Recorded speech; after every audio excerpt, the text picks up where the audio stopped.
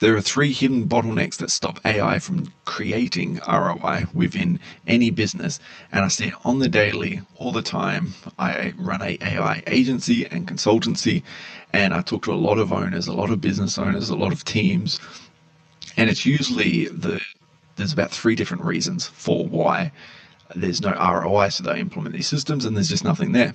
And most businesses expect that if they add AI to their whole tech stack, that just it's magic, right? But the problem is 90% of them never really see any ROI because of hidden bottlenecks that they weren't aware of. They haven't done a framework check, and they just haven't, really dug into their business. But in saying that, there's usually about three, right? And we're going to go through all three. Now, the first one that is often very, very overlooked, and it's sort of an oxymoron because people think I have chaos, I need to implement AI to fix the chaos, right?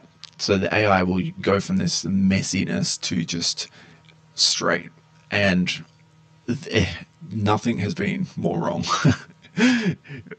Ideally, we need to implement AI to, yes, it can help with the data and the chaos and straightening the whole line.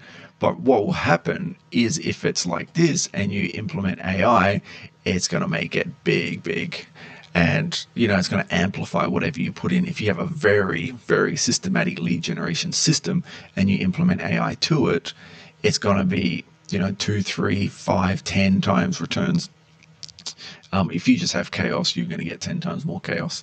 So a lot of businesses think that AI is just this plug-in and play system. It's the new fad, and we just put it in, and I'm going to put AI in, and I'm going to be a billionaire. I'm going to be richer than Elon Musk by, the end of next year. But nothing has been further from the truth. In reality, customer data is messy.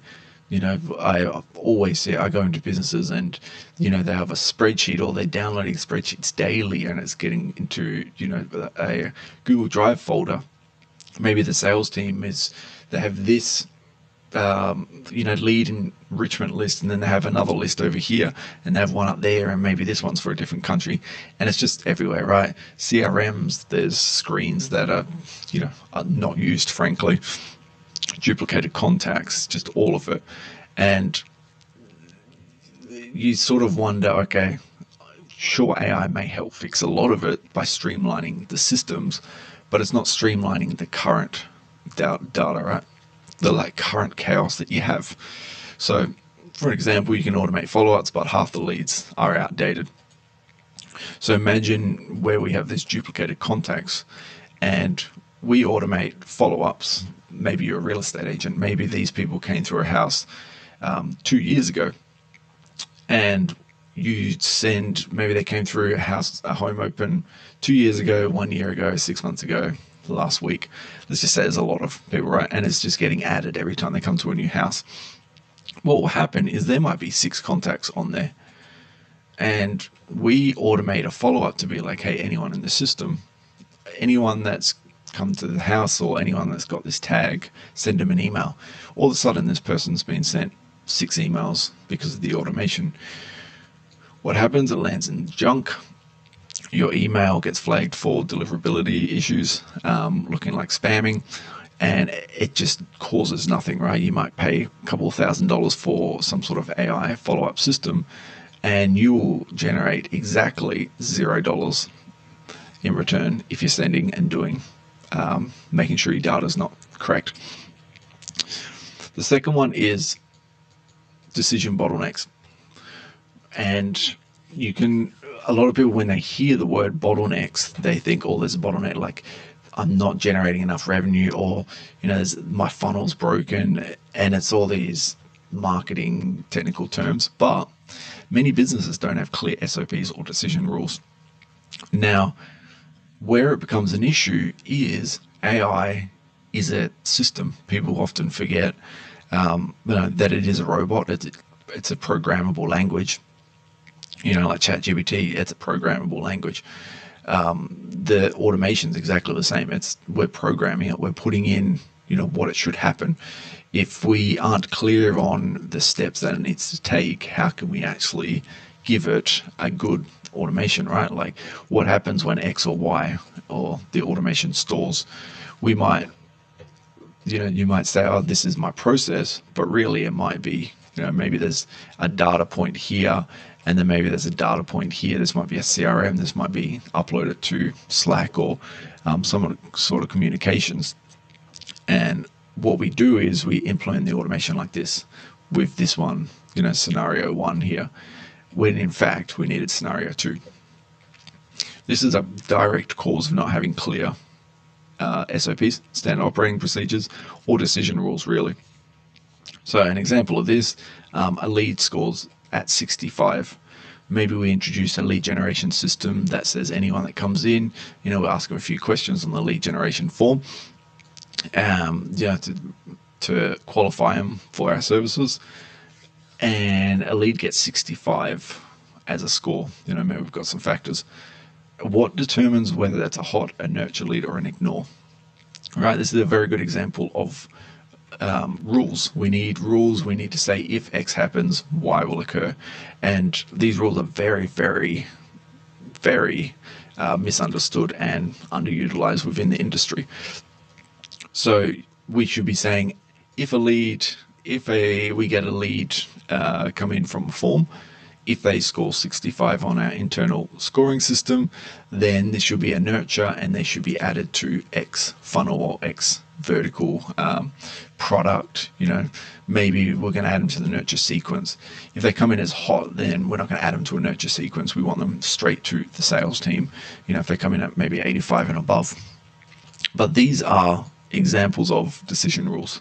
And a lot of companies really lack these. They may have SOPs, but decision rules, not so much.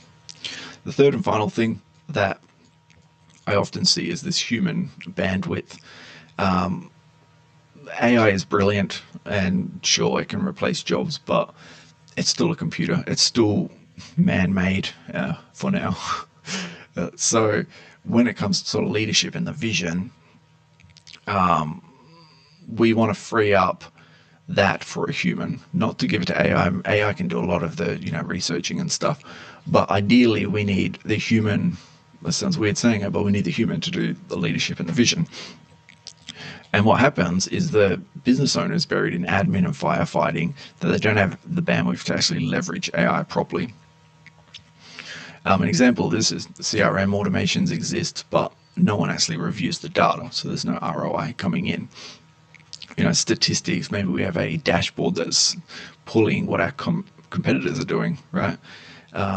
Maybe the automation's there, but the owner or the strategic vision and the strategic ship just is not reviewing this because they're buried in a million Slack messages that are coming in from the team. So there's not a way to actually implement this. And I see this an incredible amount of time.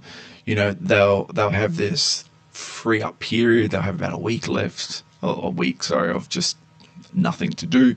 They'll actually do some strategic work and say, oh yes, I want to implement this AI. This is exactly what we need to take the business to the next level. They come to us, we implement the AI, we do exactly how they do it, and they're happy with it. They're really excited to use it. And then we sort of do a 14-day post checkup, and it's been turned off. And then usually we discuss, I'll have a chat with the client, and there's so many times where clients will just say, oh, I just can't have that at the moment. I need to just fix this business. I'm putting, this fire out. We have this project that's overdue. I just need to do this first, and then we can turn it on and I can start reviewing, the results and stuff. That is a very good example of human bandwidth just faulting, right? And this is sort of what we don't want to do. We want to make sure that when we implement the AI, it streamlines everything and it frees up the client or yourself to actually do leadership and vision work. So a new sort of role coming into the industry that's become popular, I guess, is an AI consultant. And this is exactly what they do, right? I do it for clients that they sort of have these bottlenecks where AI consultants come in and they map out your process. They say, okay, this is where we're at. This is, where revenue's coming, where frameworks, where the bottlenecks, and you sort of define and go through these things that we've just spoken about, saying, okay, we should put this into place to fix this. We need to make sure that if we put X system into place, it's going to cause Y, a bottleneck at Y. So we need to make sure that's clear. And a consultant can really help you with that stuff. It helps you with the systems, the rules, and that the leaderships are in place to actually do this. So if you are interested in having an audit, completely free audit, if you've watched this video, then the link is down in the description. You can reach out to my team and we can do a quick consultant audit on your business. Now, what you just need to do is you don't ask, can AI do this? This is the final note that I'll leave it on. We need to ask, do we have a structure for AI to succeed? That's the difference between wasted spend and scalable growth. Right? If we're getting 5x, then we want to put AI in there to get 10x. If we're getting negative 5x, then do we really want to put AI in there?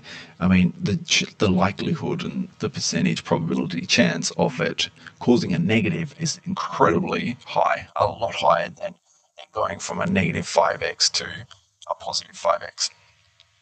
So we need to just make sure that the structure is there, the back-end systems are there.